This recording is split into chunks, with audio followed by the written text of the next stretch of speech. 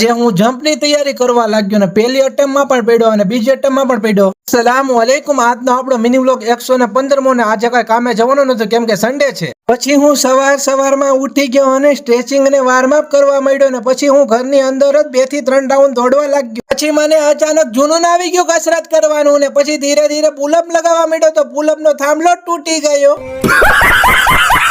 પછી કઈ પુલઅપ તો લાગ્યા નહીં તો હું normal push-up and claim push-up ની તૈયારી કરવા લાગ્યો ને અને પછી જમ્પિંગ જેક્સ લાગવા માંડ્યો તો હું પહેલી એટેમ્પ માં પડી ગયો. આજે સવારમાં ખૂબ જ કસરત અને પરસેવો પાડી લીધો. પછી હું ને મહેંદીમાં નીકળી ગયા અમુક કામ કરવા માટે.